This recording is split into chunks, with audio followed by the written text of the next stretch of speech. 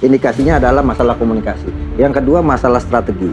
Nah ini mungkin juga saya coba korek-korek ya, analisa dan sebagainya. Strategi maksudnya? Ada pemberitaan di luar negeri kan, di Tuttosport menyatakan bahwa Indonesia cuma fokus fisik dan berlari pemain.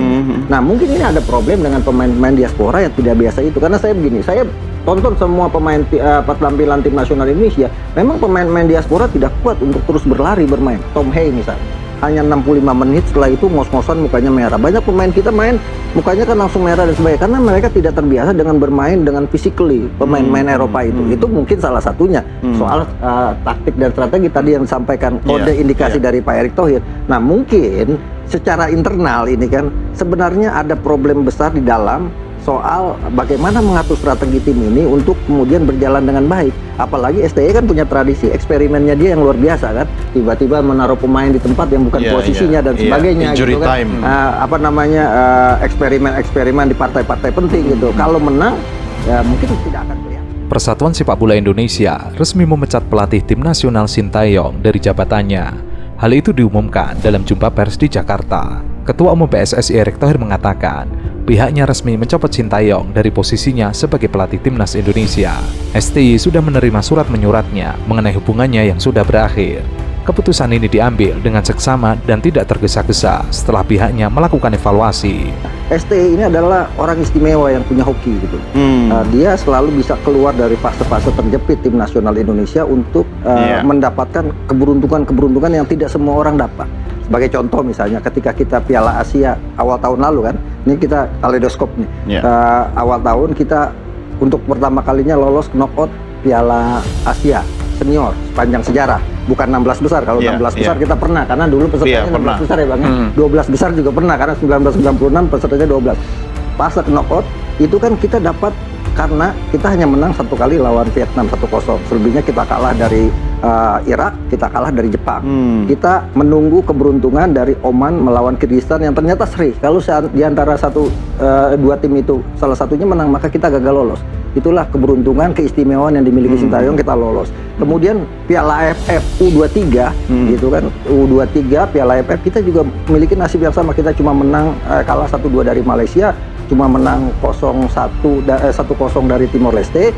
Tapi untuk menentukan runner up terbaik ditentukan Myanmar lawan Kamboja yang ternyata tidak ada yang menang seri. Akhirnya kita jadi runner up terbaik, kita lolos semifinal, kita kalahkan Thailand, kita ke final gitu. Itu masih hoki? Ya itu keberuntungan yang tidak semua orang punya keberuntungan itu. Dan STY itu ketika ditekan itu dia akan memunculkan aura kemenangannya, dan itu sudah terbukti ketika kemarin terakhir lawan Arab Saudi, ketika dia tertekan akan banyak tagar STY out, setelah kalah dari Arab muncul aura hokinya itu, aura keberuntungan harus itu kepepet gitu ya. Kita menang 2-0 lawan Arab Saudi. Jadi Erick juga memastikan bahwa pencopotan Sintayong tidak lepas dari dinamika timnas yang perlu menjadi perhatian khusus sehingga hasilnya lebih konsisten. Namun Erick mengaku sudah mendapatkan calon pengganti STY. Namun ia berjanji akan memperkenalkannya kepada media 12 Januari nanti. Sebelumnya telah beredar kabar beberapa nama yang disebut sebagai calon pengganti STY.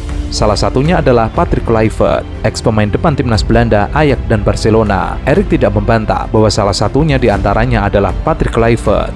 Namun Erick tidak menyebut dua nama lainnya. Ia malah meminta wartawan untuk mengikuti jumpa pers dengan pelatih yang sudah disepakati pada 12 Januari nanti. Kaget ya, maksudnya kaget dalam arti Sintayong ini kan sebetulnya anak emasnya PSSI di era Erick Thohir terutama ya. Saya ingat betul ketika awal-awal dia melatih tim Indonesia yang senior, dia kan minta untuk Indonesia menaturalisasi beberapa pemain, dan itu langsung dikabulkan. Bahkan dia juga diberi kesempatan ketika zaman Erick Thohir untuk pergi sendiri ke Eropa, ke Belanda untuk melihat pemain-pemain yang disasar. Hunting. Saya yakin itu bukan biaya dia, udah pasti biaya PSSI. Artinya dia ini anak emas. Dan sampai akhir, dalam tanda kutip akhir kepelatihannya, ada 17 atau 18 pemain diaspora kan yang di-endorse oleh pemerintah, di-endorse oleh PSSI. Dia dimanja betul, dia punya golden visa, gajinya pun sangat tinggi, lebih tinggi dari Mancini, bahkan tadi Akmal bilang lebih tinggi. Dan keluar kan dari mulut Erick Thohir, dari press conference soal komunikasi, soal program dan macam-macam kan. Tapi saya yakin sih ada hal yang lebih krusial lagi daripada itu. Dan kalau saya lihat-lihat kan tim senior ini, kalau kita bicara tim senior ini kan terlepas dari semua kontroversi begitu banyaknya pemain diaspora, kan levelnya udah meningkat jauh. Peringkat FIFA juga udah naik jauh kan. Itu prestasi dong. Prestasi. Dan setelah mengalahkan Arab Saudi, peluang Indonesia untuk lolos ke Piala Dunia kan terbuka. Erick Thohir menjelaskan, sejak 25 Desember sampai 30 Desember 2024, dirinya berada di sebuah negara Eropa untuk menyaring calon pelatih baru. Meski begitu, ia tidak menyebut secara spesifik negara Eropa mana yang dikunjungi guna menjaring pelatih baru. Erick mengatakan dirinya proses wawancara bertepatan pada hari Natal 25 Desember. Kalau dari disampaikan, saya coba menganalisa dari apa yang disampaikan Pak Erick Thohir, masalah bahasa komunikasi. Artinya kan ada problem komunikasi pemain dengan pelatih sejauh ini. Kenapa saya mengatakan itu mungkin terjadi secara non teknis? Terakhir, misalnya ketika kita melawan Arab Saudi kan pemain bikin pertemuan sendiri untuk berdiskusi bersama-sama menentukan arah tim ini melawan Arab Saudi.